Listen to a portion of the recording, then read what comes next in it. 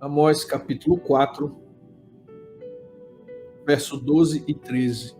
Antes de ler, preciso dizer uma coisa para vocês. Às vezes a gente que está aqui desse lado e traz a mensagem, a gente quer sempre trazer uma mensagem que nos traga alegria, que nos deixe animados. Eu espero que essa mensagem de hoje faça isso. Mas ela não é fácil de se ouvir, ela é dura de engolir. Quando eu abri o texto hoje, pensando em meditar com vocês, imediatamente me veio aquela sensação. Será que eu devo falar isso? Essa é uma mensagem muito pesada. Apesar de rápida, é pesada. E eu fui tentado a mudar de tema. Mas eu senti como se o Espírito Santo estivesse dizendo, essa mensagem é necessária, faz tão necessária quanto qualquer outra. E assim, me sentindo repreendido pelo Espírito, eu trouxe essa mensagem para vocês. Vocês vão entender por quê.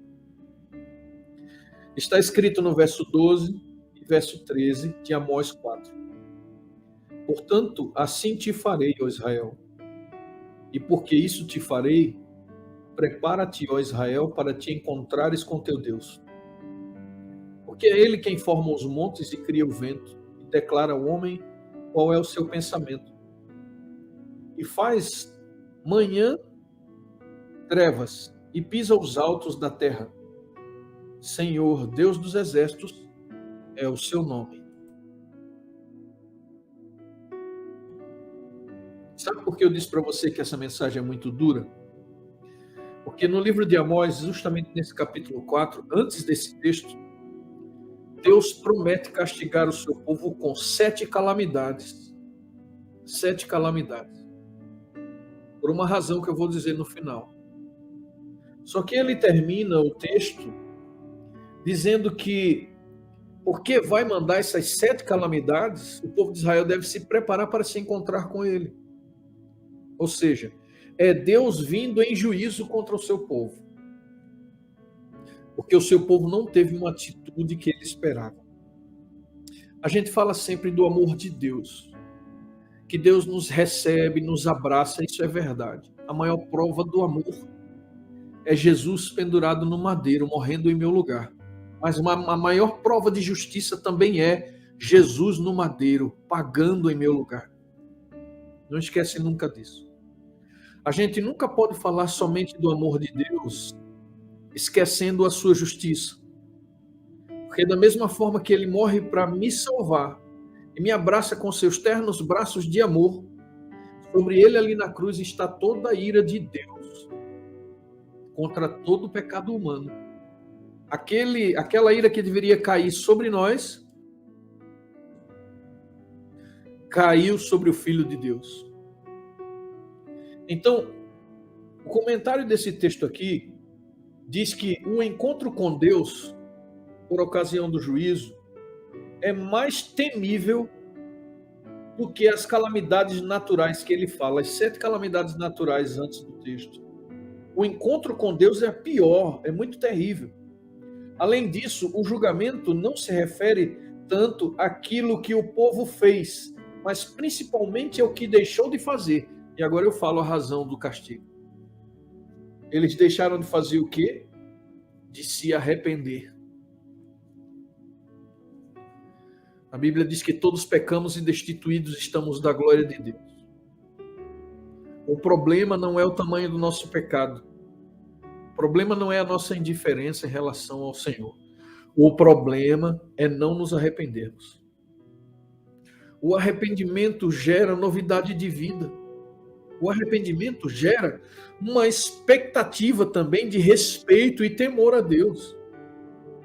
Será que a gente deve olhar para Deus como um pai amoroso que, quando precisar repreender o seu filho, ele não irá fazer porque ele não tem coragem de machucar os seus filhos? A Bíblia diz que ele vem realizar uma obra de juízo que é estranha para ele, porque ele não gosta de castigar ninguém. Foi duro para ele sacrificar o próprio filho em nosso lugar. Permitir que caísse sobre seu filho toda a sua ira, mas era necessário que assim fosse. Para que ficasse claro para o universo inteiro como é terrível o pecado aos olhos de Deus. O pecado é terrível. E ele nos destrói, nos consome, acaba com todo mundo ao nosso redor, prejudica todo mundo, causa prejuízo gigantesco para as pessoas que estão ao nosso redor e para nós mesmos. Às vezes a gente pensa que o pecado se limita à mentira, ao egoísmo, mas Deus sabe que o pecado, quando ele é deixado solto, ele avança para as piores acomodações. A agressão física, o assassinato, a injustiça, o estupro, a violência, a guerra. O Senhor sabe quanto é mal o pecado e quanto ele é injusto. Até com crianças, até os bebês inocentes estão sofrendo por conta da consequência do pecado. O pecado é tão terrível, que Deus derramará sobre ele, sobre todos aqueles que não estiverem em Cristo, Deus derramará toda a sua ira. E o texto que nós lemos hoje diz que é pior cair debaixo da mão do Deus vivo do que qualquer outra calamidade que venha sobre a terra. Por que é importante saber disso? Para que olhemos para o nosso Deus com respeito e com temor. Para que olhemos para Ele e cuidemos de tratar com Deus e com as pessoas com respeito e temor. Paulo disse, terrível coisa é cair debaixo da mão do Deus vivo. A gente não pode esquecer essa parte. Essa é a parte da justiça. Terrível coisa é cair debaixo da mão do Deus vivo.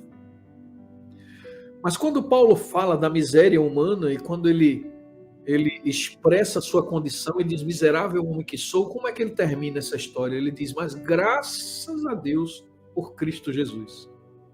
Porque Jesus recebeu toda a ira de Deus sobre ele. E em Cristo Jesus, nós não temos o que temer. O temor só deve vir se eu estiver resistindo ao arrependimento, não mudando o meu caminho. E se o coração está duro, mas pelo menos a consciência quer o arrependimento, você ainda tem essa chance, essa vantagem.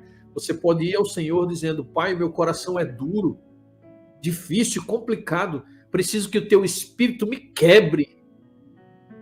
Eu preciso cair sobre a rocha e ser despedaçado para que o genuíno arrependimento brote do meu coração. Então você pode pedir também isso a Deus se você se sentir duro em relação ao pecado, para que Deus nos capacite ao genuíno arrependimento, para que não tenhamos que enfrentá-lo no dia do juízo. Que o dia do juízo seja para nós um dia de libertação, um dia de alegria, porque a condenação do pecado passará de nós, porque estaremos seguros por baixo das asas do nosso Senhor e Salvador Jesus Cristo, aquele que com sua obediência perfeita nos protege.